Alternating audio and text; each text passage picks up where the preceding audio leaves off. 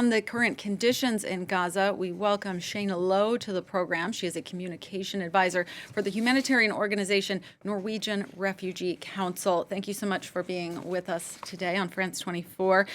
Since the bombs stopped falling a week ago, we have been hearing a lot less about the plight of civilians in Gaza, but the situation there remains dire. Can you just tell us what the main challenges are that people are facing today?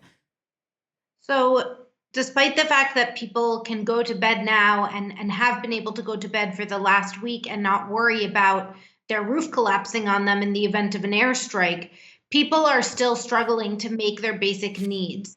There are a few issues. First of all, the amount of aid that is coming in, the couple of hundred trucks each day, is nowhere near enough to meet the needs of the 2.3 million Palestinians living in Gaza, including nearly 80% of who have been internally displaced. And after 7 weeks of destruction, we can hardly imagine that 1 week is enough to provide for the needs of all who've been impacted by the hostilities. And then the second issue is that there are incredible challenges in not having a long-term pause, not having a permanent ceasefire, because logistically, bureaucratically, it's very difficult to scale up humanitarian response. We ourselves are struggling to know which of our aid trucks are coming in, which days, are they making it through, will they not, which makes it impossible to really coordinate the response, know where the communities are that we can reach them, and let people know where they can access assistance. We have been warning for weeks about the possibility of social breakdown in Gaza as people become more and more desperate to reach their basic need, to get their basic needs. And I think that is continues to be a worry, that people are desperate. They are struggling to find basic things. Lines for things as simple as cooking gas are 2 kilometers long. And so we desperately need a scaling up of the aid, including aid coming in from other crossings beyond just the Rafah crossing. And we need a permanent ceasefire so that we can wholeheartedly and fully address the humanitarian needs without needing to worry about whether or not the ceasefire will end, or the pause will end, and hostilities will resume. Now, Shaina, I imagine that while the sky is calm, people are finally able to do things that they weren't able to do when fighting was underway, such as search for loved ones that were missing. What kind of stories are you hearing from people living in Gaza?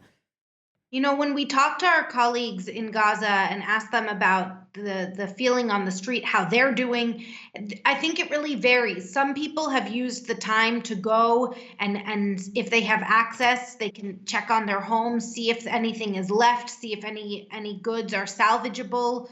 Others are taking that time where they finally are able to catch their breath and take stock of all that happened in those first 7 weeks after October 7th, and mourn the loved ones that they've lost. They really, for 7 weeks, had no break. There was no time to think. I speak to colleagues and they would tell me day after day about new friends and loved ones being killed. And when I'd say, I'm so sorry, this is horrific, their response would be, no worries, I don't feel anything anymore. And I think that this pause has allowed people to take that breath and really realize what, as the dust has settled, what has happened to them, what has happened to their communities, to their cities, to their families, to their friends, to their businesses. And I think for many, they're realizing all that's been lost, and it just has been devastating. There's a very good possibility that fighting will at some point resume. If and when that happens, are civilians in Gaza going to be any safer than they were when this ceasefire began? No, and that is something that we and our colleagues have been worried about. They live each day knowing that they'll stay alive and worry that the next day they could die if hostilities resume. We're also increasingly concerned, as Israel has indicated, it has plans to expand its ground operation into southern Gaza. We currently have 80% of the population displaced. There is no more space in Gaza to host any further internally displaced people. Shelters are bursting at the seams. People are living in such close and unsanitary quarters that communicable diseases are spreading.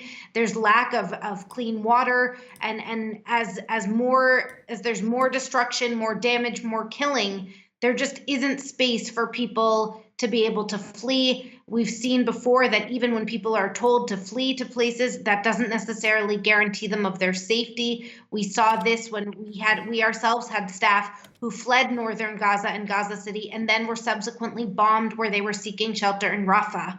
And so we are increasingly concerned as it seems like this pause could come to an end, that there will be more loss of civilian life, more destruction, and really we just desperately need to use the momentum of this week-long pause and turn it into a permanent ceasefire.